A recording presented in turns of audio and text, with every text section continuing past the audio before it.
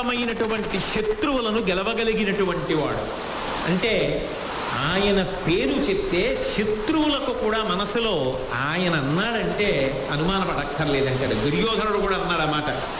అజ్ఞాతవాసం పూర్తయిందా అంటే ధర్మరాజు గారు చెప్తే మనం అనుమానపడక్కర్లేదన్నాడు. అంటే నిజంగా ఎటువంటి మహానుభావుడు, ఎంతటి అజాత శత్రువు. ఆయన యందు శత్రుభావన పెట్టుకున్నారేమో, ఆయనకి శత్రువులు ఎవ్వరు లేరు. ఆయనకి సమస్త ప్రాణుల యందు మిత్రభావన. అందుకే ఎవరు పోయినా అంత ఏడ్చాడు మహానుభావుడు, అంత ఆర్ద్రత కలిగిన వాడు.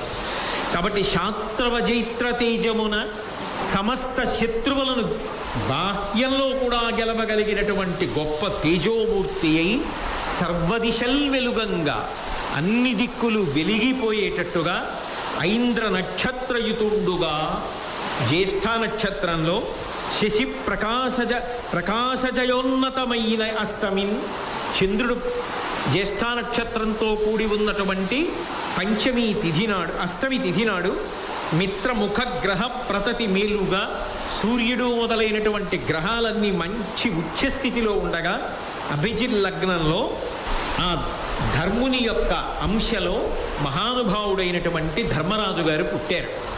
లోకంలో కొన్ని శకునములని ఉంటాయి.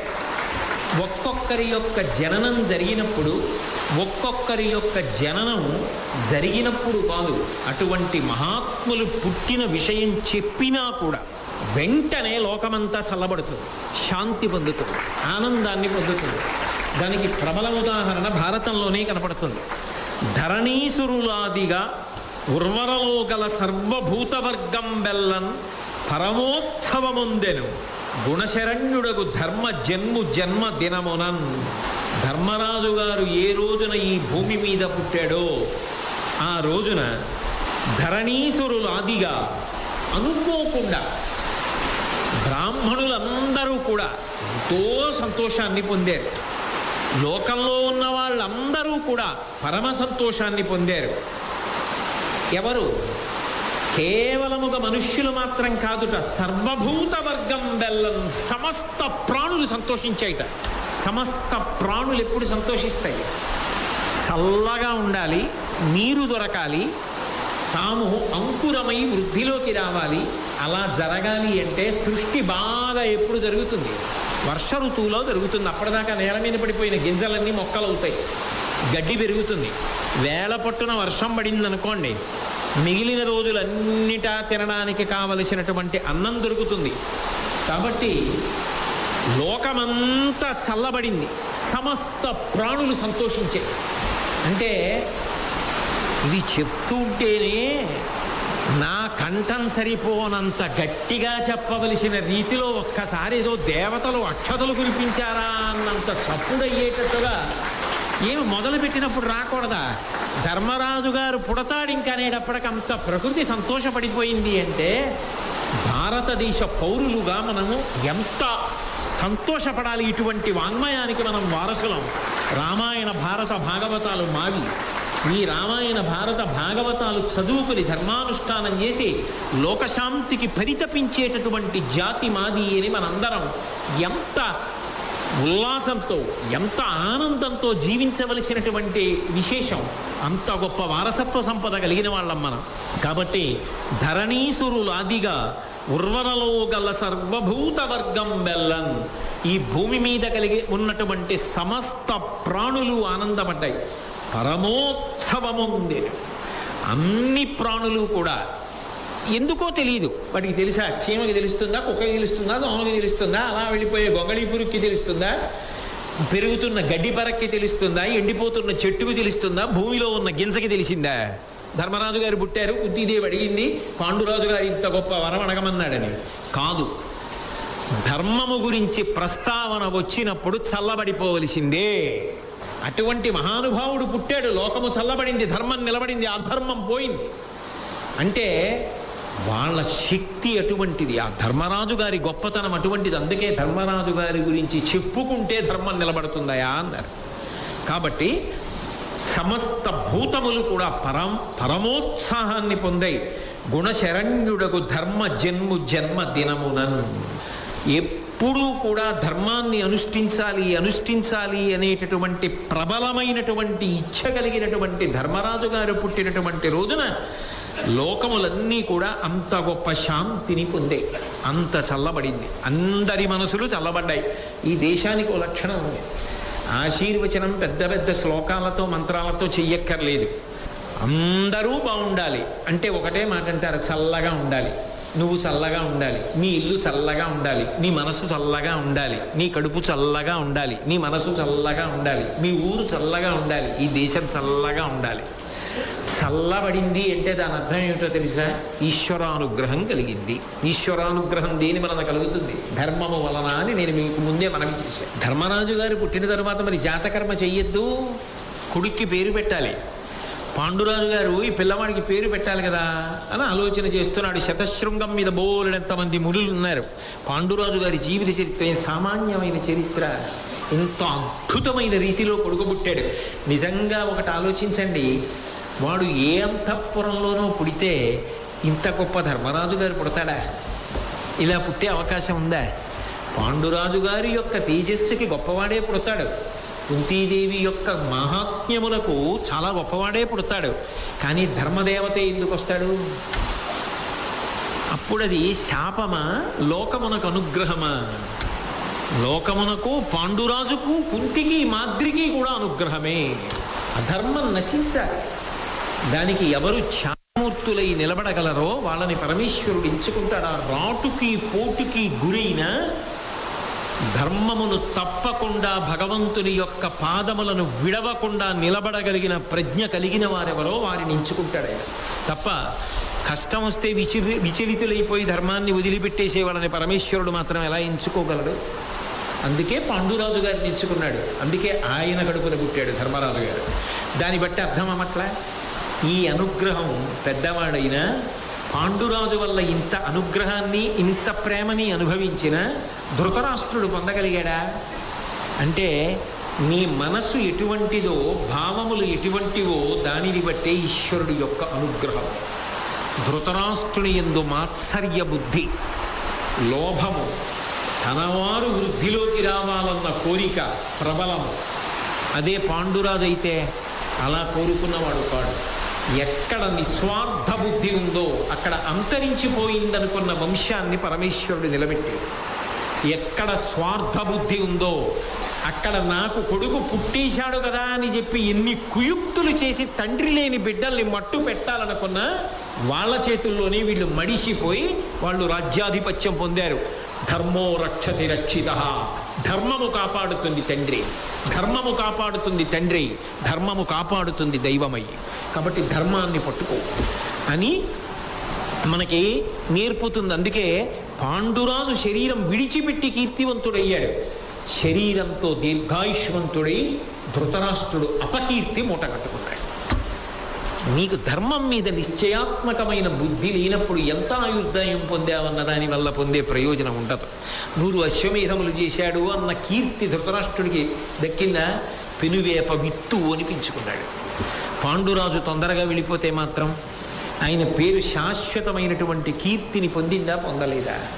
అంటే మనిషి మనసు నిశ్చలంగా ఉండాలి, మనసు నిర్మలంగా ఉండాలి. మనసు ఎప్పుడూ కూడా 10 మంది యొక్క ఉన్నతిని, 10 మంది యొక్క అభ్యున్నతిని కోరుకునేదై ఉండాలి. లోకశాంతికి అభ్యంతరకరమైన ప్రవర్తన నా యందు ఉండకుండుగాక అన్న పూనిక కలిగిన వాడై ఉండాలి. అందుకే భారతదేశంలో చెప్పబడినటువంటి వాంగ్మయం వ్యక్తి యొక్క అభ్యున్నతిని గురించి కాదు ప్రధానంగా మాట్లాడేది. అన్నిటికన్నా పెద్దపీట వేసి దేని గురించి మాట్లాడుతుంది అంటే సమాజము యొక్క అభ్యున్నతి గురించి మాట్లాడుతుంది. వ్యక్తి యొక్క అభ్యున్నత, సమాజము యొక్క అభ్యున్నత అంటే సమాజము యొక్క అభ్యున్నతి కొరకు వ్యక్తి యొక్క అభ్యున్నతి త్యాగము చేయబడుతుంది ఒక్కొక్కప్పుడు. అది మహాత్ముల యొక్క లక్షణం. త్యాగేనైకే అమృతత్వమానసు. ఈయనకి పేరేం పెట్టాలి పుట్టిన పిల్లవాడికి అని పాండురాజు గారు ఆలోచన చెయ్యాలి కదా. అక్కడ ఇంతమంది మునులు ఉన్నారు, వాళ్ళు చక్కటి పేరు నిర్ణయించరా? వాళ్ళు నిర్ణయం చేస్తారు. కానీ పుట్టినవాడు ఎవరో, ఎంత గొప్పవాడో, ఆయన జీవితంలో ఆయన దేనికి నిలబడిపోతాడో అశరీరవాణి చెప్పింది. అది ధర్మరాజు గొప్పతనం. అశరీరవాణి అంటే శరీరము లేకుండా పలుకుతుంది. శరీరం ఉంటేనే వాక్కు ఉంటుంది. శరీరము లేదనుకోండి వాక్కు ఎలా ఉంటుంది? అశరీరవాణి, శరీరము లేకుండా మాట్లాడుతుంది. ఏది వేదం మాట్లాడిందని గుర్తు. అశరీరవాణి అంటే బ్రహ్మము, శరీరము లేకుండా మాట్లాడగలిగిన వాడు పరమేశ్వరుడు ఒక్కడే, ఆయన మాట్లాడాడు అని గుర్తు. కాబట్టి ఆకాశవాణి, ఆకాశ అంటే అంతటా వ్యాప్తి చెందినటువంటి విష్ణువాక్కు అని దాని అర్థం. కాబట్టి అశరీరవాణి పలికింది. ఏమని పలికింది అంటే, కురుకుల విభుడగు ధర్మస్థిరమతీయగు ఈతడనుచు ధృతి చేసి యుధిష్ఠరుడను నామము తానుచ్చరించే ఆకాశవాణి జన వినుతముగన్. ఆకాశవాణి అశరీరవాణి ఆ పైనుంచి ఆ పిల్లవాడికి ఈ పేరు పెట్టండి అని పలికిందిట. ఈ పేరు ఎందుకు పెట్టాలో తెలుసా? ఈ పిల్లవాడికి కారణం కూడా చెప్పింది. కురుకుల విభుడకు, పాండురాజు కొడుకు కదా, పాండవులలో ఒకడు కదా అంటారేమో. వంశకర్తల యొక్క పేరు చెప్తారు. ఈ వంశంలో కురుమహారాజు గారు చాలా గొప్పవాడు కాబట్టి ఆయన పేరు మీద ఆ వంశం అలా ఉండిపోయింది. ఇక్ష్వాకు వంశం రఘువంశం అయిపోయినట్టుగా. ఆ కురుకులానికంతటికీ కూడా విభుడగు అంటే అంత గొప్ప పేరు సంపాదిస్తాడు, నాయకమణి అవుతాడు. ఆ వంశ చరిత్రలో అంత గొప్పవాడవుతాడు ఈ పిల్లవాడు. ధర్మస్థిరమతియగు ఈతడనుచు ధృతి చేసి యుధిష్ఠరుడను నామము తానుచ్చరించే. ఈ పిల్లవాడు ధర్మమునందు స్థిరమతి అవుతాడు. అంటే ఎంత స్థిరమైన అభిప్రాయంతో ఉంటాడంటే, ఏదైనా ఒక పని చెయ్యాలి అంటే ధర్మం ఒప్పుకుంటుందా అదే ఆలోచిస్తాడు. ధర్మం అంగీకరించదు, తాను చేయడు. ధర్మం అంగీకరిస్తుంది, తాను చేస్తాడు. ధర్మమునందు స్థిరమైన మతి, అస్థిరము కదలిక, ఊగులాట, ఈసారికి పోనిద్దు అన్న భావన ఉండదు. ఇంకా మేకు గోడలో కొట్టినట్టు. అది ఏ మేకు? వాసం మేకు. ఏదో చిన్న చిన్న మేకు కాదు. వాసం మేకంటే ఇంత లావు ఉంటుంది కదా, దాని తలకాయ ఇంత ఉంటుంది. వాసం మేకు గోడలో కొడితే ఎలా దిగబడిపోతుందో ధర్మము ఆయన యందు అలా స్థిరపడిపోయి, ధర్మమునందు స్థిరమతి అయిన వాడు. అన్నిటినీ మించి ధృతి చేసి యుధిష్ఠరుడను నామము తాను ఉచ్చరించే. ధర్మానుష్ఠానమునందుండేటటువంటి పెద్ద పరీక్ష ఏమిటో తెలుసా? అబ్బాయి ధర్మం పట్టుకుని నేనేం పొందాను అన్న భావన కలిగేటట్టు చేస్తుంది. ముందు అది ఉంటుంది ధర్మంలో. ధర్మాన్ని ఇవాళ పట్టుకున్నాను కదా అని తెల్లవారేటప్పటికీ ఏదో అకస్మాత్తుగా బోలెడంత అభ్యున్నతి కలిగేయాలంటే కలగదు. సరికదా, పరీక్షకి లోనవుతాడు. రాముడు ధర్మాన్ని పట్టుకున్నాడు, ఎన్ని కష్టాలు పడ్డాడు. కానీ ఒక్కటి గుర్తుపెట్టుకోండి, ధృతి అన్న మాటకు అర్థం ఏమిటంటే నిశ్చయాత్మకమైనటువంటి బుద్ధి.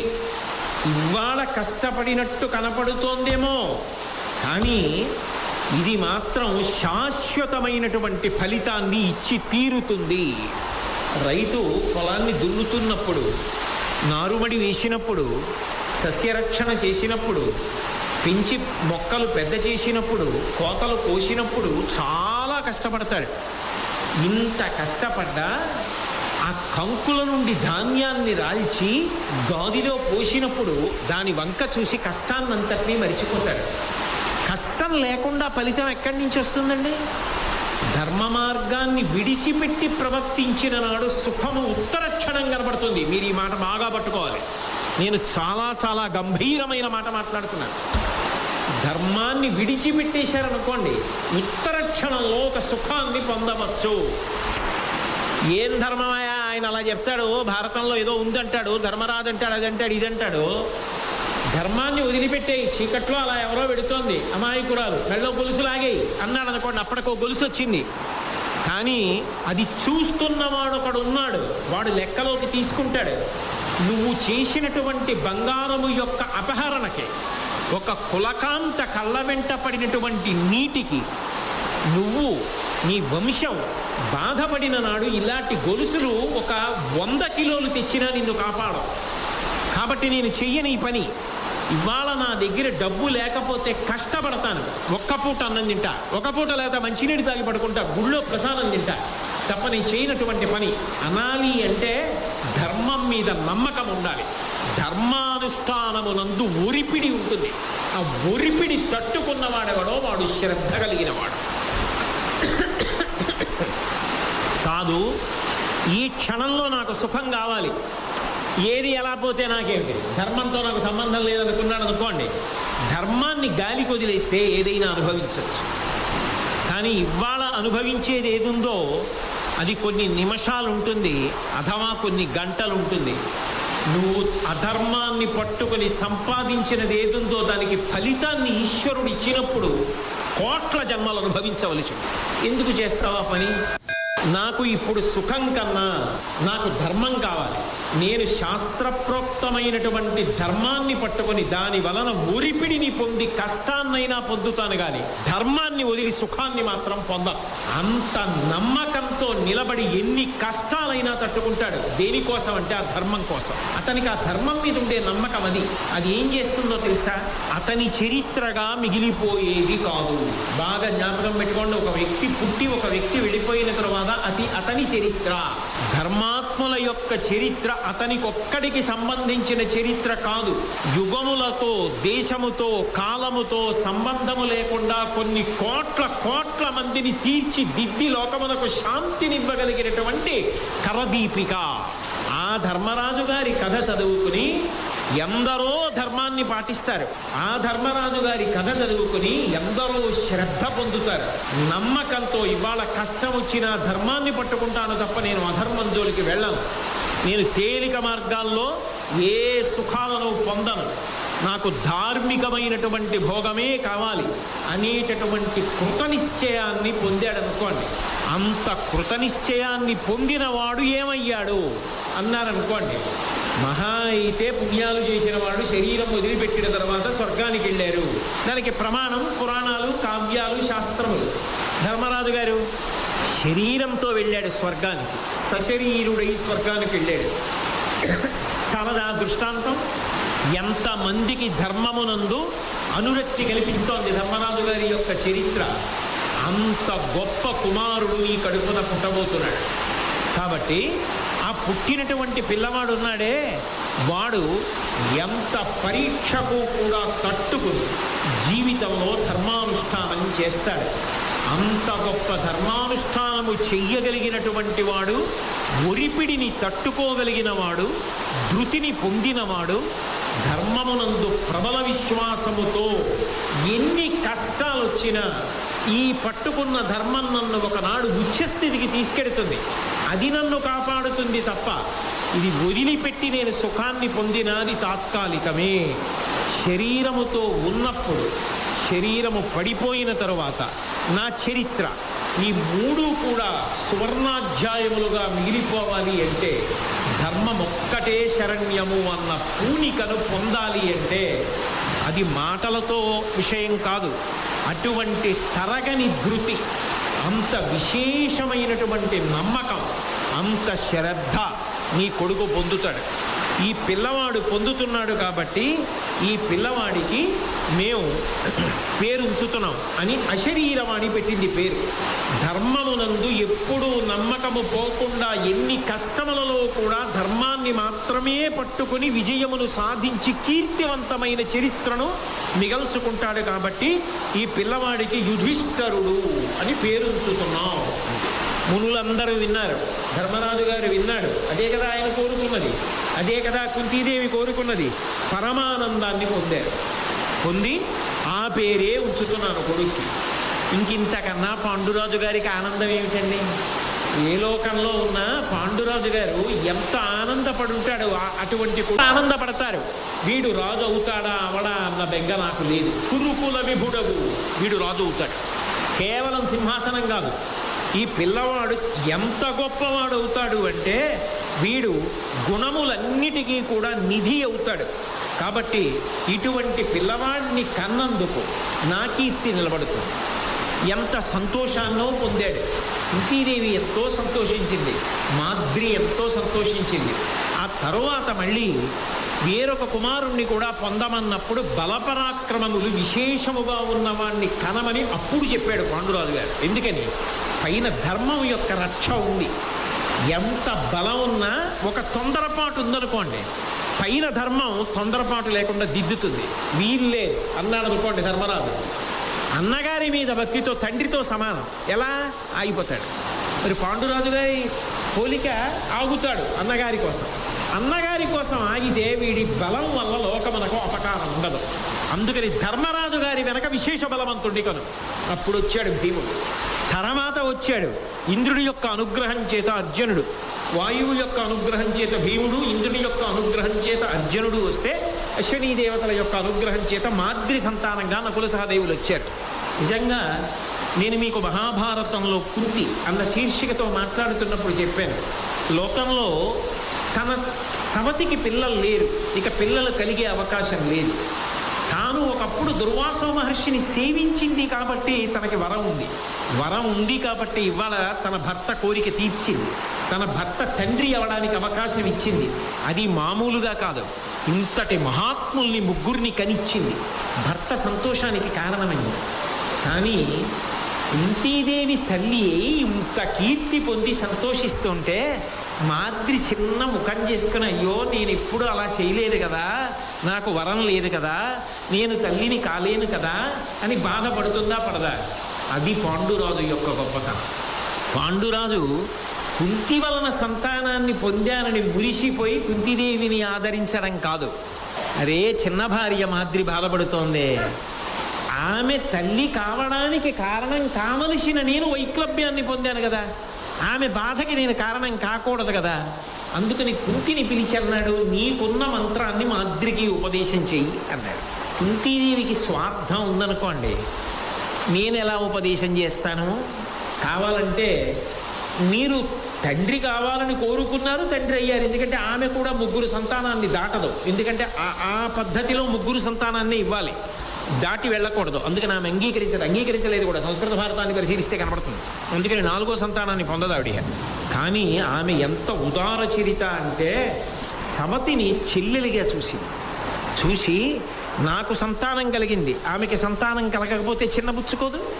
అందుకని పరమ ప్రేమతో ఆ మంత్రాన్ని ఉపదేశం చేసేసిందంటే, ఆ మంత్రం యొక్క ప్రభావం చేత పాండురాజు గారి యొక్క సలహా మేరకి మాద్రి నకుల సహదేవుల్ని పొందింది.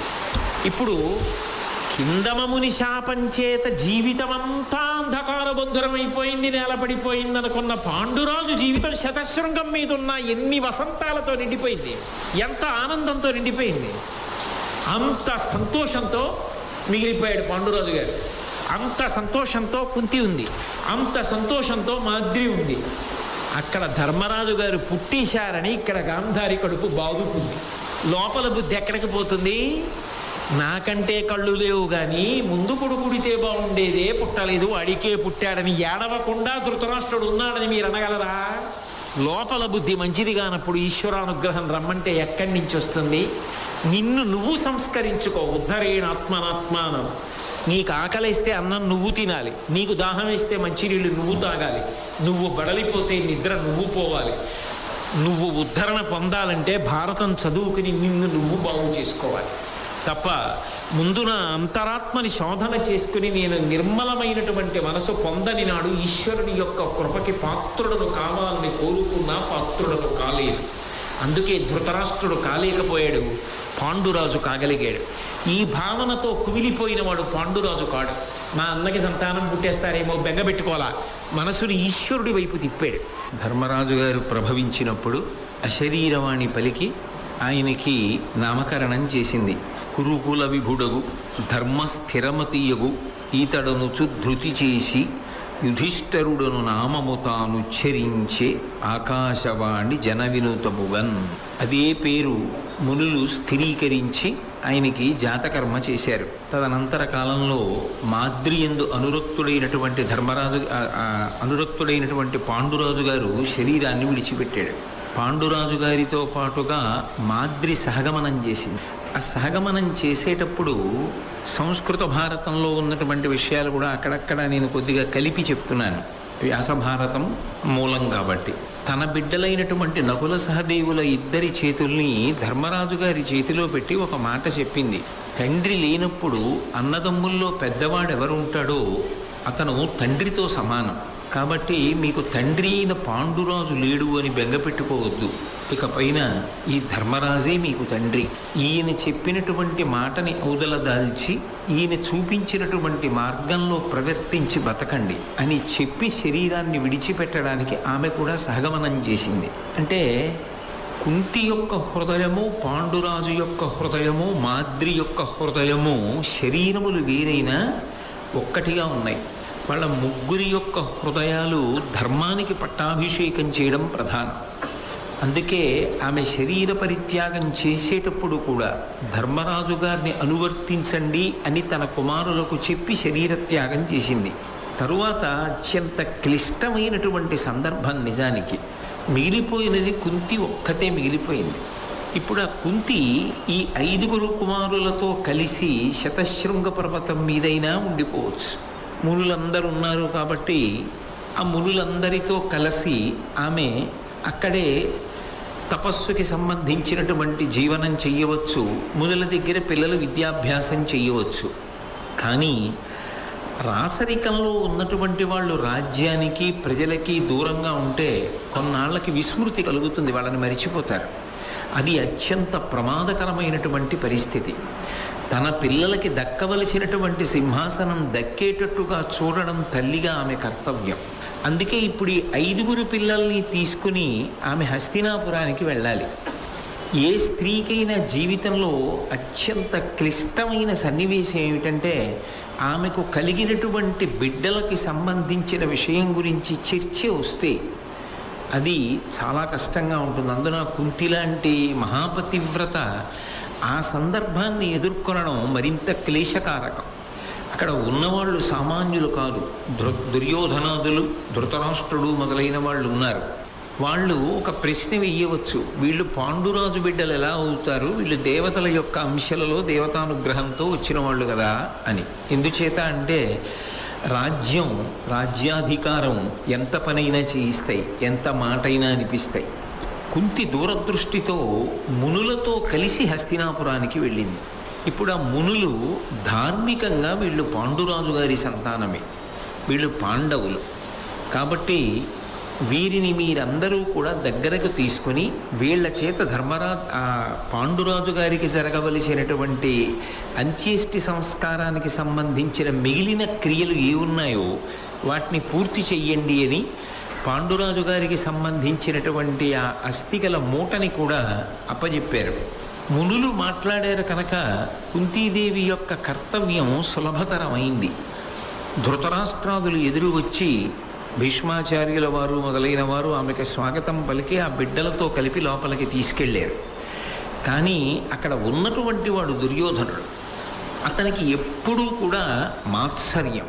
పైగా అసలు మాత్సర్యమునకు జ్ఞాతి ఒక సంకేతంగా చెప్పబడుతుంది. అది కొంతమందిలో మినహాయింపు కావచ్చు, కొంతమంది ప్రేమగా ఉండొచ్చు.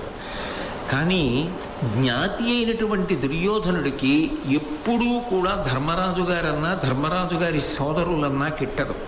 ఆయనకి 2 విషయాల్లో పాండవులు వృద్ధిలోకి రాకూడదు అని కోరిక. ఒకటి, పాండవులు బలం కలిగినటువంటి వాళ్ళై ఉండకూడదు. ఎందుకని అంటే వాళ్ళు బలవంతులైతే భవిష్యత్తులో తనకి రాజ్యం దక్కడం కష్టం. 2, వాళ్ళు సుగుణములు కలిగిన వారు అన్న విషయం లోకంలో ప్రశస్తి పొందకూడదు. ప్రజలు పాండవుల యొక్క గుణముల చేత ఆకర్షితులైతే ప్రజలు భవిష్యత్తులో ధర్మరాజునే యువరాజుగా కోరుకుంటారు. పైగా పాండవుల యొక్క పరిపాలన మాకు కావాలి అనేటటువంటి ఉద్దేశ్యం ప్రజలలో బలంగా ఏర్పడితే తరువాతి కాలంలో తాను సింహాసనాన్ని పొందడం చాలా కష్టం. అందుకే 2 రకాలుగాను పాండవుల యొక్క అభ్యున్నతిని దుర్యోధనుడు ఓర్చలేడు. వాళ్ళ యందు ఏదైనా మంచి గుణం ఉంటే దాన్ని ప్రచారంలోకి రాకుండా, 10 మందికి తెలియకుండా, వాళ్ళ మంచితనం ప్రకాశించకుండా అడ్డుకోవాలని చూస్తూ ఉంటాడు. వాళ్ళ బలం ఎక్కువ అని గమనిస్తే వాళ్ళు పెద్దవాళ్ళైన తరువాత వాళ్ళని ఓడించడం కష్టం. కాబట్టి వాళ్ళు చిన్నపిల్లలుగా ఉండగానే మట్టు పెట్టాలన్న ఆలోచనలో కూడా వెనుతీసేటటువంటి లక్షణం ఉన్నవాడు కాడు. అంత ప్రమాదభరితమైనటువంటి ప్రవర్తన కలిగినవాడు.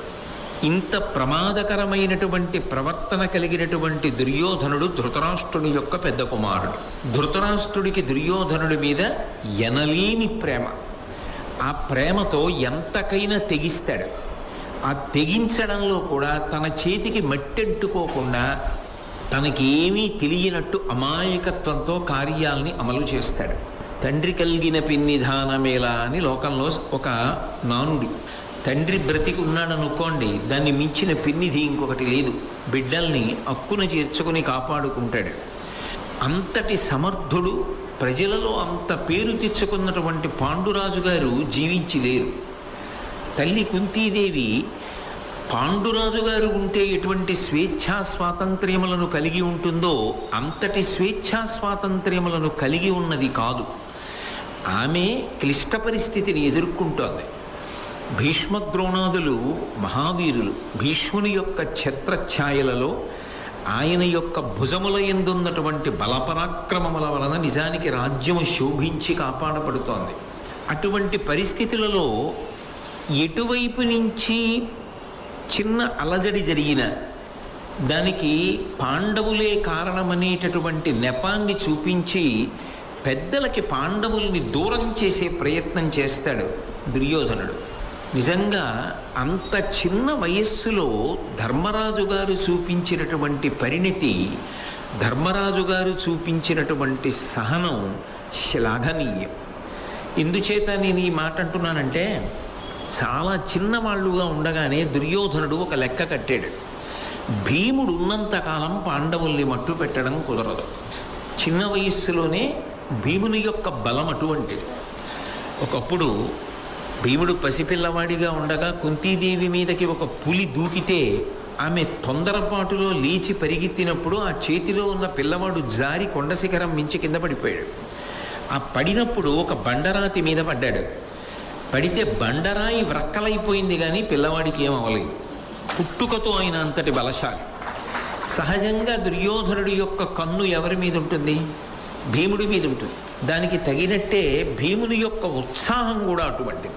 ఎందుకని అంటే కొంతమందికి బలం ఉంటుంది, కానీ దాన్ని ప్రదర్శించడానికి సంశయం ఉంటుంది. మనకెందుకండి అని నిద్రాణంగా ఎక్కడో మూల కూర్చుని ఉంటాడు. అటువంటి వాడికి బలం ఉన్నా ఒకటే, లేకపోయినా ఒకటే. మహాభారత మహనీయులు ధర్మరాజు బ్రహ్మశ్రీ చాగంటి కోటేశ్వరరావు గారి దివ్య ప్రవచనం మీ సూపర్ హిట్స్ 93.5 రెడ్ ఎఫ్ఎం ఉదయరాగంలో. ఒక్కొక్కడికి ఏ బలం లేకపోవచ్చు, కానీ మానసికంగా మంచి ఉత్సాహవంతుడై ఉంటాడు. అందుకే వాళ్ళు లోకానికి ఉపకారం చేస్తూనే ఉంటారు తప్ప నా శరీరం బడలిపోయిందన్న మాట వాళ్ళ యందు ఉండదు. ఆ ఉత్సాహం గొప్పది. హనుమ యొక్క జీవితం ఎలా ఉంటుందో అలాగే భీముడు కూడా అపారమైనటువంటి బలపరాక్రమములు కలిగిన వాడు ఒక ఎత్తు, ఆయన ఉత్సాహం అటువంటి. బాల్య క్రీడలలోనే ఈ దుర్యోధనాదులు అందరూ కూడా చెట్టు మీదకి ఎక్కి కాయలు కోస్తుంటే ఆయన చెట్టు కిందకు వచ్చి దాన్ని మొదలు పట్టుకుని ఊపేవాడు. కాయలతో పాటుగా దుర్యోధనుడు సోదరులతో కలిసి కింద పడిపోతుండేవాడు. ఆయన బలము ఉత్సాహము అటువంటివి. ఇది బాల్య క్రీడగా తీసుకునేవాడు కాదు దుర్యోధనుడు. అతని దృష్టి ఎప్పుడూ సింహాసనం మీదే, రాజ్యాధికారం మీదే. కాబట్టి ఈ భీముడు ఉండగా పాండవుల్ని మట్టు పెట్టడం కుదరదు, ఓడించలేం. ముందు భీముడిని చంపేయాలి. అందుకే ఎంతకి తెగించాడంటే కాలకూట విషాన్ని తీసుకొచ్చి అన్నంలో కలిపి ఎవరికీ తెలియకుండా భీముడి చేత తినిపించాడు. ఒకానొకప్పుడు భయంకరమైనటువంటి సర్పముల చేత కాట్లు వేయించాడు. నేను సంస్కృత భారతాన్ని, తెలుగు భారతాన్ని రెండింటిలో ఉన్న విషయాల్ని కలిపి మాట్లాడుతున్నాను కొన్ని చోట్ల. అటువంటి స్థితిలో కూడా భీముడికి దేవతల యొక్క అనుగ్రహం కాపాడింది. పైన ధర్మరాజు గారి యొక్క ధర్మానుష్ఠాన బలం కాపాడింది. ఆయన పైన ఉన్నాడు కాబట్టి కింద తమ్ముళ్ళకి ఉన్నటువంటి ధర్మమునందున్న అనురక్తి ఆయన్ని రక్షించింది. అందుకే ఒకానొకప్పుడు గంగానదిలో తోసేస్తే ఎక్కడో పాతాళలోకానికి వెళ్ళిపోయినటువంటి వాడు వాసుకి యొక్క అనుగ్రహాన్ని పొందాడు. వాసుకి అనుగ్రహం పొందడం కాదు, కొన్ని వేల ఏనుగుల బలాన్ని పొందడానికి కావలసినటువంటి రసాన్ని తాగాడు. అక్కడ తాగి అంత గొప్ప బలంతో అన్ని భూషణములతో పైకొచ్చి తల్లి దర్శనం చేశాడు. అయితే ధర్మరాజు గారి గొప్పతనం అంతా ఎక్కడుందంటే, కుంతీదేవి మనసులో తల్లడిల్లిపోతోంది. ఆ రోజు భీముడు రావడం ఆలస్యమైంది. నేను మళ్ళీ చెప్తున్నాను, కొత్త సంస్కృత భారతంలోంచి కలుపుతున్నాను. ఇంటికి పిల్లవాడు రావడం ఆలస్యం అయిపోతే సహజంగా తల్లి మనసు తల్లడిల్లిపోతుంది. ఏమైపోయాడో భీముడు, ఏమైపోయాడో భీముడని బెంగ పెట్టుకుంది. ఆలస్యంగా భీముడు ఇంటికి వచ్చాడు. ఆ ఇంటికి వచ్చినప్పుడు ఏం జరిగింది అన్న విషయాన్నంతటినీ చెప్పాడు.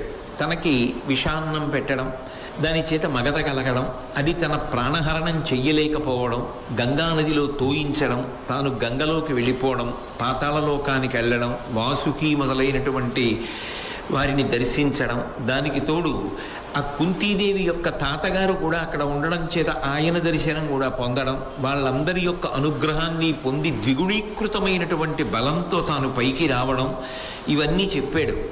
దుర్యోధనుడు చేస్తున్నటువంటి ఈ కుట్రతో కూడుకున్న కార్యక్రమాలు ధర్మరాజు గారి దృష్టిలోకి వెళ్ళినప్పుడు ధర్మరాజు గారు అన్నటువంటి మాట ఆయన పరిణతికి నిదర్శనం. ఆయన ఇది నీ మనసులోనే ఉంచుకో, పైకి అనవద్దు అన్నాడంతే. అది ఆ వయస్సులో ఒక పిల్లవాడు అంటాడు అని మనం ఊహించలేని మాట. వాళ్ళకున్న బలంతో వాళ్ళు కూడా ఏదైనా కుట్ర చెయ్యొచ్చు. అసలు ఏ కుట్ర చెయ్యకుండానే వాళ్ళకున్నటువంటి బలంతో దుర్యోధనాదుల్ని మట్టు పెట్టేయచ్చు. లేదా ధృతరాష్ట్రుడికో భీష్మాచార్యుల వారికో వెళ్ళి జరిగినటువంటి విషయాన్ని చెప్తే దానికి ప్రత్యక్షంగా సాక్ష్యం ఉంది. కానీ ధర్మరాజు గారి యొక్క ఆలోచన సరళి లోకానికంతటికీ ఆదర్శప్రాయం. ఆయన తన గురించి ఆలోచించడం కన్నా ముందు ఏం చేస్తాడంటే అవతల వాళ్ళ గురించి ఆలోచిస్తాడు. అది ఆయన గొప్పతనం.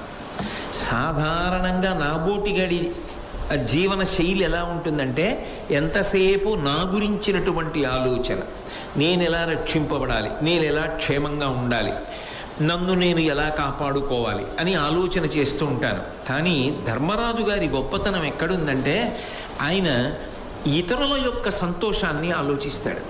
ఇప్పుడు ఈ విషయాన్ని బయట పెడితే, ఈ విషయం ధృతరాష్ట్రుడి దృష్టిలోకి వెడితే, విదురుడి దృష్టిలోకి వెడితే, భీష్మాచార్యుల వారి దృష్టిలోకి వెడితే, పెద్దలందరూ సమావేశమై దుర్యోధనాదుల్ని శిక్షిస్తే పగ మరింత పెరుగుతుంది. ఈ పెరిగిన పగతో ఏ రహస్యమైనటువంటి కుట్ర అమలు చేస్తాడో తెలియదు.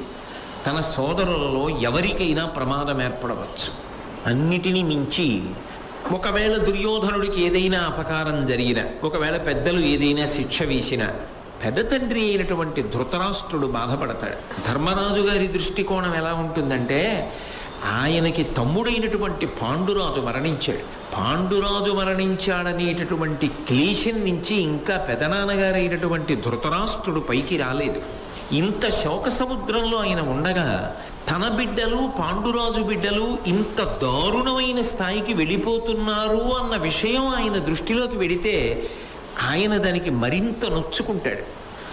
మరింత నొచ్చుకున్న తరువాత జరిగేటటువంటి పరిణామం ఏమిటి?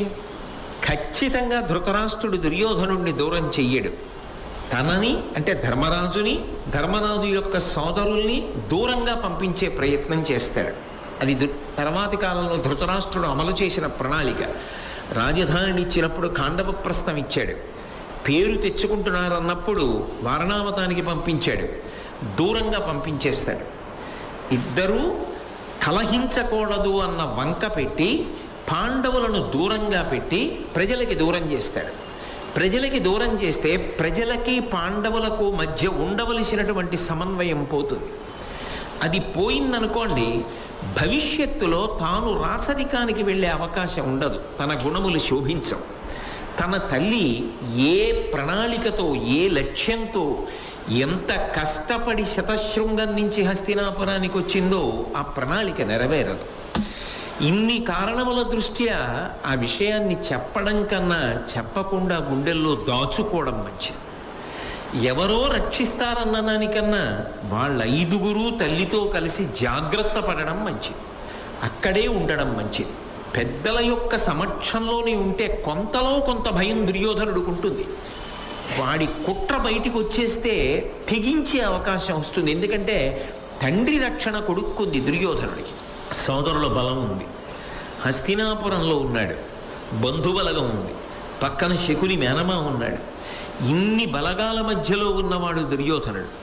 తండ్రి లేని పిల్లలు వీళ్ళు, బలహీనమైన స్థితిలో ఉన్నవాళ్ళు వీళ్ళు. ఇప్పుడు ఈ విషయాన్ని బయట పెట్టడం కన్నా బయట పెట్టకుండా నీ గుండెలోనే దాచుకో, ఎవ్వరితో పంచుకోవద్దు. ఆ ఒక్క మాట వెంటనే అని ఇది భీష్మ, ద్రోణ, విదురాది పెద్దల దృష్టిలోకి కానీ ధృతరాష్ట్రుడి దృష్టిలోకి కానీ వెళ్లకుండా జాగ్రత్త పడి వాళ్ళని వాళ్ళు రక్షించుకుంటూ గురువుల దగ్గర విద్యాభ్యాసం చేసి వృద్ధిలోకి వచ్చారు అంటే ధర్మరాజు గారు ఎంత దార్శనికుడై తన తమ్ముల్ని కాపాడుకున్నాడో మనకు అర్థమవుతుంది. అది ధర్మరాజు గారి యొక్క గొప్పతనం. సహజంగా లోకంలో ఎవరైనా తన వైపు నుంచి ఆలోచిస్తారు. తన వైపు నుంచి ఆలోచించినప్పుడు వెంటనే సమస్య వస్తుంది. అది అవతల వారి వైపు నుంచి ఆలోచించారనుకోండి, తాను సర్దుకోవడానికి అవకాశం కలుగుతుంది. పోన్లే ఇలా అనుకుంటున్నారేమో, ఈ ప్రేమ భావన ఉండవచ్చు. ఇంత ఇబ్బందిని కల్పించే కన్నా నేను కొంత సర్దుకుంటే అందరూ ప్రశాంతంగా ఉండడం జరుగుతుంది. ఇంతమంది ప్రశాంతంగా ఉండడం కోసం నేను ఒక్కడిని సర్దుకున్నందువల్ల వచ్చినటువంటి అప్రయోజనం ఏమీ లేదు. ఆ పైన ఓర్పు రక్షిస్తుందే తప్ప ఓర్పు పాడు చేసేది కాదు. కాబట్టి మా మెలకువలో మేము ఉండగా మేము రక్షణ పొందుతాం.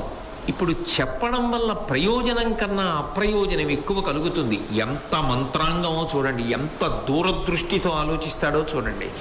ఇది లెక్క కట్టడానికి ధర్మరాజు గారికి ఒక గంటో అరగంటో పట్టలేదు.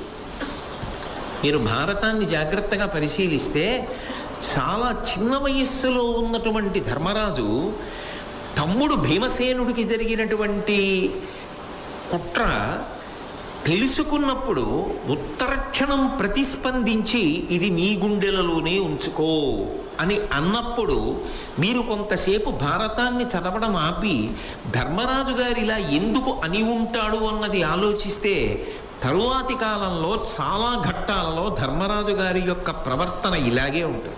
అలా ఉంది కాబట్టే ధర్మరాజు గారు యవరాజ్య పట్టాభిషేకం పొందగలిగాడు. అలా ఉంది కాబట్టే తన తమ్ముల్ని తాను రక్షించుకోగలిగాడు. అన్నిటికన్నా జీవితంలో చాలా చాలా గొప్ప విషయాలు ఏవి అంటే, ఒకటి ఓర్పు. ప్రతి చిన్న విషయానికి కూడా నేనింత బాధపడిపోతున్నాను, నేనంత బాధపడిపోతున్నాను, నేనింత కష్టపడిపోతున్నాను, నా కష్టాన్ని ఎవ్వరూ అర్థం చేసుకోరు, మేమింత ఇబ్బంది పడుతున్నామని తన కష్టాల్ని ఒక్కదాన్నే తాను గుర్తు తెచ్చుకున్న వాడికి విరుగుడేది అంటే అవతల వాళ్ళు తన గురించి ఆలోచిస్తున్న మంచిని కూడా జ్ఞాపకం చేసుకోండి. నాకెందుకు లేరు, నాకు భీష్ముడు ఉన్నాడు, ద్రోణుడు ఉన్నాడు, విదురుడు ఉన్నాడు, ధృతరాష్ట్రుడు ఉన్నాడు అన్నాడు తప్ప నాకెవరూ లేరన్న మాట అనలేదు. చిన్న విషయాన్ని పెద్దది చేసి కలత సృష్టించవద్దు. మన జాగ్రత్త మనం తీసుకుంటే చాలు. ఇంతకన్నా హద్దు దాటితే పెద్దల దృష్టిలోకి నేను తీసుకెళ్ళక్కర్లేదు, అది వెళ్ళి తీరుతుంది. అప్పుడు నా ప్రమేయం ఉండదు. రెండు, నా భద్రత దృష్ట్యా కూడా ఇది మంచిది కాదు. దీర్ఘకాలిక ప్రయోజనాన్ని ఆలోచించినప్పుడు కొన్ని అత్యంత స్వల్పమైన సంఘటనలకి మనసులో పెద్ద పెద్ద స్థానాలు ఇవ్వకూడదు. ఏదో చిన్న విషయం ఉందనుకోండి, చిన్న ఇబ్బంది ఉందనుకోండి, ఆ చిన్న ఇబ్బంది కొంతకాలం ఉండాలి మనసులో, అంతేకాని శాశ్వతంగా దీర్ఘకాలం దాన్ని మనసులో ఉంచుకుని ఇక ఎప్పుడూ దానినే స్మరిస్తున్నారనుకోండి, అది ఎలా ఉంటుంది అంటే ఏదో నిప్పు అంటుకున్న తర్వాత దాన్ని ఊది ఊది ఊది ఊది మంట చేస్తే ఎలా ఉంటుందో అలా మీ మనసులో ఏర్పడినటువంటి చిన్న గాయాన్ని మరుపునకు తేకుండా రాజేస్తే, అంటే బాగా ఊది పెంచితే అది స్పర్ధలు పెరగడానికి కారణమవుతుంది. స్పర్ధ వలన సాధించేది చాలా చాలా తక్కువ, ప్రేమ చేత సాధించేది చాలా గొప్పది. అందుకే సర్దుకున్నాడు కాబట్టే ధర్మరాజు గారు ఇద్దరి ప్రయోజనం నెరవేరింది. పెద్దవాళ్ళు కొంత శాంతి పొందారు. వ్యాసుడు తెలుసుకున్నాడు, ముందే చెప్పాడు, గతకాలంబు మేలు వచ్చు కాలము కంటెన్నన్నాడు. జరిగిపోయిన కాలం మంచిదమ్మా, వచ్చే కాలం మంచిది కాదు. నీ కళ్ళ ముందు పిల్లలు దెబ్బలాడుకుంటారు, నువ్వు చూడలేవు అన్నాడు. ఆ ఒక్క మాట చాలు. పెద్దవాళ్ళకి అత్యంత క్లేశమేమి అంటే తన కడుపున పుట్టిన పిల్లలు తన కళ్ళ ముందు దెబ్బలాడుకుని వాడింటికి వీడు వీడింటికి వాడు వెళ్ళనండం, వాడితో వీడు వీడితో వాడు మాట్లాడుకోనండం. ఇంకా అంతకన్నా పెద్ద శిక్ష పెద్దవాళ్ళకు ఉండదు. ఆ పరిస్థితి పెద్దవాళ్ళకి రాకూడదు. దాని కొరక భీష్ముడు రాజ్యత్యాగం చేసింది, దాని కొరక బ్రహ్మచర్యం పాటించింది, దాని కొరక ఈ సామ్రాజ్యాన్ని ఇంత కష్టపడి రక్షించింది. విదురుడు రాజ్యాధికారం పొందకుండా మంత్రాంగం నెరపి కురు సామ్రాజ్యాన్ని కాపాడింది దానికోసమా? కళ్ళు లేని పెదనాన్న ధృతరాష్ట్రుడిని తన తండ్రి అంత ఆదరించినటువంటి వాడా? ఆయనకి కొడుకులమయ్యుండి ఒక చిన్న విషయాన్ని మేము గుండెల్లో పెట్టుకోకుండా పెద్దది చేసి అల్లరి చేయమా? అప్పుడు ఏ లోకంలో ఉన్నా మా తండ్రి బాధపడడా? మా అన్నగారి పిల్లలు వీళ్ళు దూరమయ్యారు తప్ప దగ్గర కాలేకపోయారు, మాలా వీళ్ళు బతకలేకపోయారని మా తండ్రి బెంగపెట్టుకోడా? ఇంత చిన్న విషయాన్ని నేను జీర్ణం చేసుకోలేనా? అది ధర్మరాజు గారి యొక్క గొప్పతనం, అది ధర్మరాజు గారి ఆలోచన సరళి. అందుకే గుండెల్లో పెట్టుకో అంటారు. గుండెల్లో పెట్టుకోవడం ఎందుకు? మరిచిపో అనొచ్చగా. మరిచిపోతే ప్రమాదం వస్తుంది, అవతలవాడు మరిచిపోకపోవచ్చు. ఇప్పుడు తప్పుకున్నాడు కానీ రేపు ఇంకొకటి చేస్తాననొచ్చు. కాబట్టి మరిచిపోకు, గుండెల్లో పెట్టుకో, జ్ఞాపకం ఉంచుకో. వాడి ధోరణి మంచిది కాదు అని గుర్తుపెట్టుకో. ఎంతవరకు ఉండాలో అంతవరకు ఉండు. నువ్వు ఆటలాడడం కోసం చెట్టు మొదలు కదిపినా వాడు దాన్ని పగకి కారణంగా తీసుకుంటాడు, నీ బలాన్ని లెక్క పెడుతూ ఉంటాడు. అందుకే నీ బలాన్ని ప్రదర్శించవలసినటువంటి సందర్భం 10 మంది పెద్దల ముందు వచ్చినప్పుడు ప్రదర్శించు. అనవసరంగా ప్రదర్శించడానికి ఉత్సుకత చూపించవద్దు. ఇది బాగా జ్ఞాపకం ఉంచుకో. కాబట్టి మనసులో ఉంచుకో, రహస్యంగా ఉంచుకో, పైకి అనవలసిన అవసరం లేదు. ఎంత ఆలోచన చేశాడండి ధర్మరాజు గారు. ధర్మదేవతానుగ్రహంతో పెద్ద కొడుకు కావాలి అని పాండురాజు గారు అన్నాడు అంటే ఆయన సంతోషంగా ఉన్నాడు. కనీసం కొన్నాళ్ళైనా పెద్దలందరూ సంతోషంగా ఉన్నారు అంటే అటువంటి దుర్యోధనుడు ఉన్న చోట కూడా ప్రశాంతతని నెలకొల్పినటువంటి ఘనత ఎవరికి దక్కింది? ధర్మరాజు గారికి దక్కింది. భారతం చదువుకోండి, భారతం చదువుకోండి అని ఎందుకంటారంటే ఈ దృష్టికోణాన్ని అలవాటు చేసుకోండి, సంయమనాన్ని అలవాటు చేసుకోండి. లోకంలో ఎప్పుడైనా సరే మనం వేరొకరి అభిప్రాయం కన్నా భిన్నమైన అభిప్రాయమును పొంది ఉండవచ్చు. అందులో ఏమీ అభ్యంతరం లేదు. మనకి ఒక అభిప్రాయం ఉండవచ్చు, ఇతరులకు వేరొక అభిప్రాయం ఉండవచ్చు. కానీ మా అభిప్రాయం మీ అభిప్రాయంతో సరిపడదు, మీ అభిప్రాయం నుండి మేము భిన్నంగా ఆలోచిస్తున్నాం అని చెప్పడం కూడా తప్పు కాదు. ఒకరు చెప్పినది అందరూ అంగీకరించాలన్న నియమం కూడా లేదు. కానీ నచ్చలేదన్న కారణంతో హద్దులు దాటినటువంటి ఆవేశాలకి వెళ్ళడం మాత్రం మంచిది కాదు.